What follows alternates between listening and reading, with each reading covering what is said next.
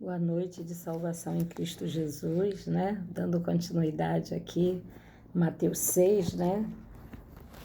Que a gente agora vamos ler a partir do versículo 16, que fala sobre o jejum. Amém? E quando jejuarem, não vos mostreis contristado como os hipócritas, porque desfigura os seus rostos para que os homens pareçam que jejuam. Em verdade vos digo que já receberam o seu galardão. Porém tu, quando jejuares, unge a tua cabeça e lava o teu rosto, para não pareceres aos homens que jejuam, mas ao teu Pai que está no oculto, e o teu Pai que te vê no oculto te compensará. Não ajunteis tesouro na terra, onde a traça, a ferrugem, tudo consome, e onde os ladrões minam e roubam, mas ajuntai tesouros no céu, onde nem a traça nem a ferrugem consome, e onde ladrões não minam nem roubam. Porque onde estiver o vosso tesouro, aí está também o vosso coração. A candeia do corpo são os olhos, de sorte que se os teus olhos forem bons, todo o teu corpo terá luz. Se, porém, os teus olhos forem maus, o teu corpo será tenebroso. Se, portanto, a luz que há em ti são trevas, quão grandes serão tais trevas? Ninguém pode servir a dois senhores, porque ou há de odiar um e amar outro, ou se dedicará a um e desprezará o outro. Não pode servir a Deus e a Mamon. Por isso vos digo, não andeis cuidadosos quanto à vossa vida, pelo que haveis de comer e pelo que haveis de beber, nem quanto ao vosso corpo, pelo que haveis de vestir. Não é a vida mais do que o mantimento, e o corpo mais do que o vestuário? Olhai para as aves do céu, que nem semeiam, nem cegam, nem ajuntam em celeiros, contudo o vosso Pai Celestial se alimenta. Não tem de vós muito mais valor do que elas? A qual de vós poderá, com todos os seus cuidados, acrescentar um côvado à sua estatura? E quanto ao vestuário, por que andais solícito? Olhai para os lírios do campo, como eles crescem, não trabalham e nem fiam. E eu vos digo que nem mesmo Salomão, em toda a sua glória, se vestiu como qualquer deles. Pois se Deus assim feita a erva do campo, que hoje existe e amanhã é lançada no forno, não andeis, pois inquietos no forno vestirá muito mais a vós, homens de pouca fé. Não andeis, pois, inquietos, dizendo: que comeremos, ou que beberemos, ou com que nos vestiremos? Porque todas estas coisas os gentios procuram. Pois vosso Pai Celestial bem sabes que necessitas de todas estas coisas. Mas buscai, em primeiro lugar, os reinos dos céus e a sua justiça, que as demais coisas vos serão acrescentadas. Não vos inquietais, pois, pelo dia de amanhã, porque o dia de amanhã cuidará de si mesmo. Basta cada dia o seu mal. Amém? Glória a Deus. Aqui, né, aqui o Senhor nos ensina, aprendendo, Ele nos ensina como ficar rica, né? E nos ensina também como enfrentar problemas financeiros. E quando estivermos ansiosos, né? Aqui a partir desse, tem três, né? Tem três ilustrações, três ensinamentos, né? Aprendendo com Jesus a ficar rica. Ao dizer estas palavras, Jesus não estava exaltando a pobreza como uma virtude, nem tampouco condenando a riqueza. Ele não estava dizendo também que é pecado possuir bens materiais, mas estava tentando nos alertar para que não sejamos possuídos por eles. Muito menos ainda estava ele estimulando a indolência e a falta de interesse em buscar o sustento e o conforto. Ele é um Deus rico, dono da prata e do ouro e todos os animais da terra, e por isso não pode ser contrário a alguém que tenha capacidade de se tornar rico ou que seja por ter herdado uma fortuna. O que Jesus estava querendo ensinar é que não podemos viver neste mundo em função dos bens materiais, esquecendo-nos de que o principal é a busca do seu reino. Ele deixou claro que riqueza e bem não são provas de suas bênçãos e que propriedade que devemos buscar, prosperidade que devemos buscar é outra. Lembre-se de que nenhum dos discípulos de Jesus ficou rico nesta vida. Antes viveram uma vida simples, humilde e abnegada, nem por isso duvidaram do seu amor. Oh, glória!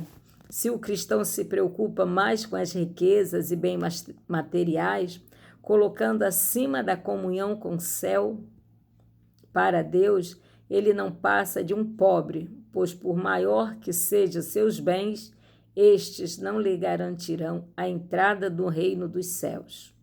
E sim a verdadeira riqueza oferecida por Cristo a nós. Todos os nossos bens, por mais sólidos e confiáveis que possam ser, não podem impedir que a velhice o desgaste e a morte nos alcance. A verdadeira riqueza consiste em dedicar ao Senhor nossos talentos, nosso tempo, nosso dinheiro, nossos bens, para que sejam úteis na causa do nosso Salvador. Estão entendendo? Aqui, mas para que vocês entendam, vocês têm que ler a Bíblia, né? Tem que ler esse capítulo, né? E prestar atenção ou ouvir mais de uma vez, né? Para poder entender, né? Quando nós enfrentamos problemas financeiros, com estes conselhos, Jesus procura nos ensinar a lição da dependência de Deus. Toda a natureza, como as aves do céu, os lírios do campo, depende de Deus para viver. Ele cuida dela, sem falhar. Somente o ser humano inventou a dependência do dinheiro, e o dinheiro ainda não seja muito, costuma falhar. Olha, verdadeiramente, eu passei quase um ano, fiquei um ano sem trabalhar e Deus me sustentou. Fiquei um período também desempregada e Deus me sustentou. Sabe o que eu vivia? Eu consertava, eu fazia bainha em calça dos irmãos, pregava botão em camisa, trocava fecho de calça, apertava a roupa das irmãs, entendeu? Era pouquinho, mas o pouquinho abençoado que me sustentava, que nunca faltou, porque Deus estava abençoando, né? A ansiedade com relação aos bens deste mundo é pecado. Apenas serve para encurtar a nossa vida. Ela causa desequilíbrio interior e pode afetar nossa saúde, roubando-nos a paz e até mesmo a vida. As pessoas ficam muito ansiosos, preocupadíssimas, a pressão sobe, né? Os batimentos cardíacos aumentam, né? Tem taquicardia e sente angústia, tristeza, choro, lágrima, perde o sono, né? Tudo isso prejudica a saúde, né? Se nós sujeitarmos ao Senhor, pondo em primeiro lugar a nossa vida, o reino de Deus e a sua justiça, então o Senhor que cuida com todo o carinho de um simples passarinho, cuidará também de nós, suprindo todas as necessidades. As preocupações com o amanhã não o tomarão um dia melhor, antes nos roubarão a paz do dia de hoje. Aprenda das instruções de Jesus sobre o caminho para a vitória nas questões financeiras. Confie em Deus que supre todas as nossas necessidades. Recorra a Deus que se preocupa com os seus filhos. Ponha Deus em primeiro lugar na sua vida. Se você aprender esta lição, o Deus generoso suprirá todas as suas necessidades, dando-lhe tudo o que você precisa para viver uma vida feliz, porém nem tudo o que você julgue necessário ou desejável seja verdadeiramente, né, necessário, né, que nós temos que aprender a descansar no Senhor, deleitar no Senhor. O Salmo 37 diz, né, Versículo 5, deleita no Senhor, né? Espera nele, confia nele, pois ele mais o fará na nossa vida. Amém? Quando você está ansioso, né? A ansiedade, preocupação, angústia que eu falei, né? São sinônimo de um sentimento que, além de nos roubar o sono, a paz, a alegria, faz mal para a saúde e encurta a vida. Geralmente a ansiedade anda de mão dada com a insegurança e a incerteza, que são sentimentos opostos à confiança que devemos ter em Deus. Se Jesus nos lembra de que não devemos ficar ansiosos nem mesmo com a necessidade básica da vida, como comer, beber ou vestir, ou que dizer das outras preocupações que costumam inquietar a nossa mente.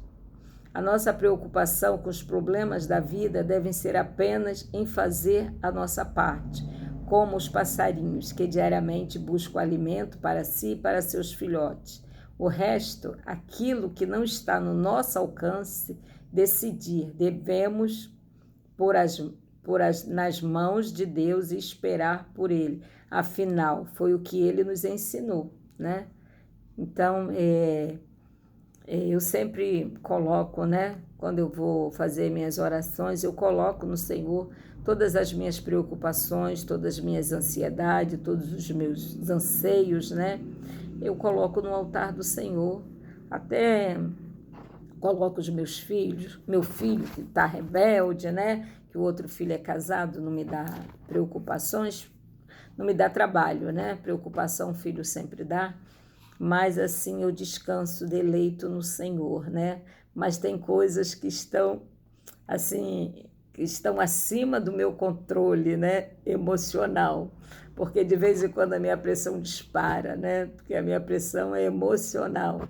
Seja na alegria, seja na tristeza, ela dispara, né? Então eu prefiro que seja na alegria, né? Porque na alegria, né, vem a paz, né? Quando nós descansamos no Senhor, né?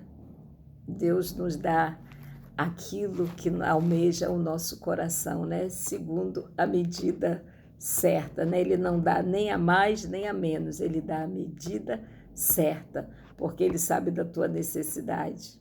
Ele te conhece do direito e do avesso. Então, ele dá aquilo que você precisa. Muitas vezes nós não recebemos, como fala ali em Tiago, né? Os profetas menores, né? Aí ele fala que às vezes nós não recebemos porque não sabemos pedir. E muitas vezes pedimos por deleite, né? Então o Senhor sabe, né? E quando nós pedimos direitinho, que não acontece como a gente pediu, é porque Deus está nos preparando para algo maior, além daquilo que nós pedimos. Amém? Glória a Deus. Uma boa noite de salvação, que Jesus abençoe a tua casa, te dê uma noite de descanso, uma noite de paz, né? Que Deus te desperte, sopre, né, o oxigênio nas tuas narinas ao amanhecer, porque do teu descanso, da tua noite, Ele está cuidando. Amém? Glória a Deus, Jesus abençoe. E dá um likezinho lá para a missionária. Boa noite, a paz de Jesus.